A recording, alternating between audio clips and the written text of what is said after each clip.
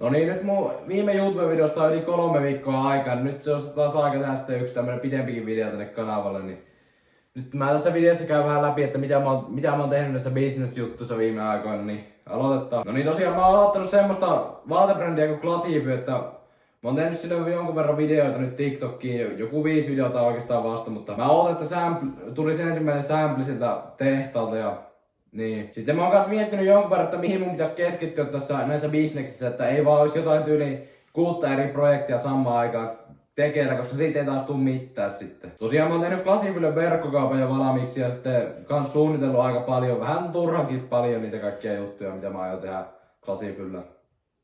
Mulla on tosiaan aika monta eri rinnakkaista projektia, mitä mä oon tehnyt, niin mä oon tehnyt nyt näitä projekteja, mitä mä nyt sanon, niin viraaliksi mä oon tehnyt. Se on semmonen suomenkielinen TikTok-generaattori. Sitten mä oon pyörittänyt näitä TikTok, YouTube ja Instagram-videoita on tehnyt. En oo näitä pitempiä videoita kyllä hirveämmin tehnyt nyt, niin pitäis vähän näitäkin tehdä. Nyt se yksi viikossa, niin kuin mä oon luvannut itselleni tehdä, niin pitäis vähän ryhistäytyä näihinkin. Sitten mä oon lähettänyt e-mailia yrityksille, että mä voisin tehdä niille nettisivuja ja kaikenlaisia AI-automaatioita, mutta ei ole vielä tullut kyllä vastauksia hirveämmin, kun lähetin varmaan 50 e-mailia ja eipä hirveästi vastauksia ole kuulunut. Ehkä se on osittain sen takia, kun niin moni yrittäjä nyt lomalla, mutta niin voi siinä olla muitakin ongelmia sitten, kun ei pelkästään se, että ne on lomalla. Sitten mä oon rakentanut semmosen treeni blueprintin, jota mä markkinoin mun somekanavissa kanssa, että se löytyy mun nettisivuilta ollitoivonen.com.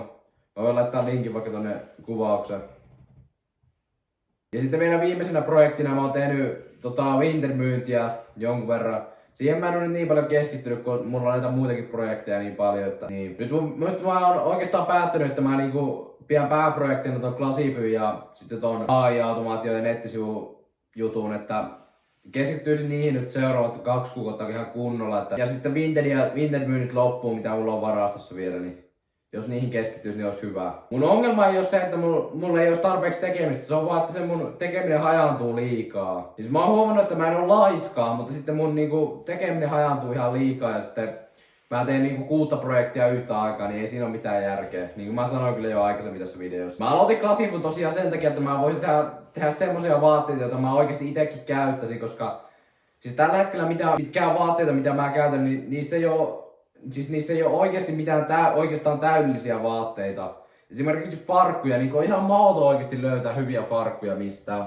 Mulle itselle ainakaan. Ensimmäinen tuote, mikä Classifylle tulee, on tosiaan semmonen neivin värinen, eli laivastin Zip Up huppari. Ja se toivottavasti nyt droppaa tässä kuukauden sisällä. Jos saan kaikki byrokratiat ja kaikki hoidettua tarpeeksi hyvin, niin sitten toivottavasti. Mä olin jo miettinyt jo aika kauan, että pitäisi tilata se sample. Mä olin jo viime vuoden puolellakin mennyt tilata sitä sampleja, mutta sitten mä en vaan saanut sitä aikaisemmin tilattua. Mä rakensin verkkokaupan ja waitlistin ihan itse Shopify verkkokauppa-alustalle. Classifyn ensimmäiset TikTok-videot meni kyllä ihan hyvin, että niistä tuli joku 25k näyttökertaa eka 3 videoa ja nyt varmaan niissä on jo enemmänkin, kun mä oon kattonut, niin ne meni ihan hyvin, mutta siis waitlistille ei tullut vielä hirveästi porukkaa, siis tuli 10, mutta siis ei ihan kovin merkittävää määrää vielä. Oisin odottanut, että olisi tullut enemmän. Se voi olla osittain siitä, että se mun TikTokin bio-linkki ei vieläkään toimi, kun mä oon laittanut TikTokin tukeen viestiä, että kun mulla on 1000 seuraajaa kuitenkin TikTokissa, niin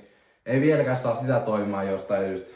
Mulla on tullut aika paljon negatiivisia kommentteja tuonne Classifyn kommentteihin siitä, että onpa omaperäinen idea ja tälleen ja muutenkin, että 1000% polyester mukaan, että 100% puuvillaa kyllä tulee olemaan tuotteet. Tai ainakin toi eka huppari. Mä en yritä väittää, että mä olisin vielä rakentanut mitään täydellistä vaatebrändiä.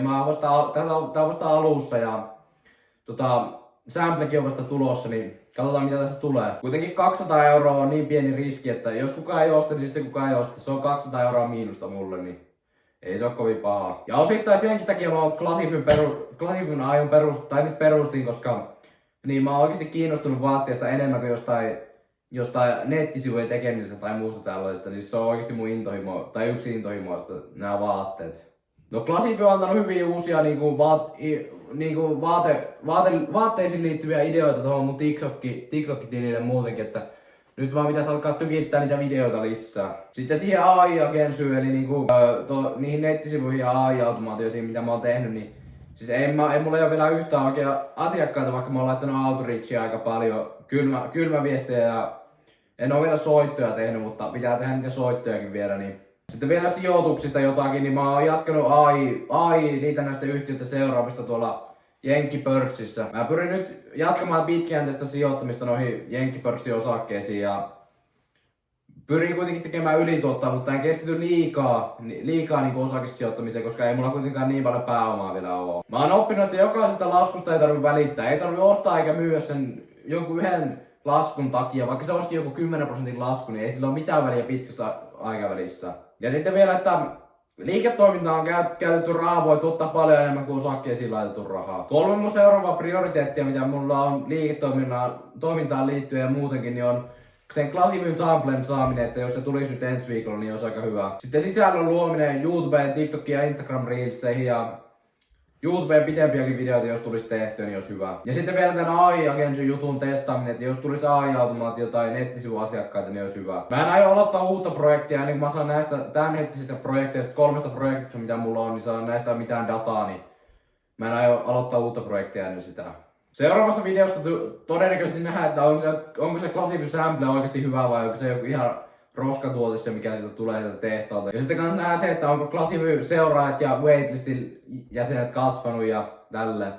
Ja myös se, että onko mua AI-agency saanut yhtä asiakasta vielä sittenkään. Laita kanavatilauksen, niin saat nähdä, että mitä mä oikeasti rakennan alusta asti ja loppuun asti myös.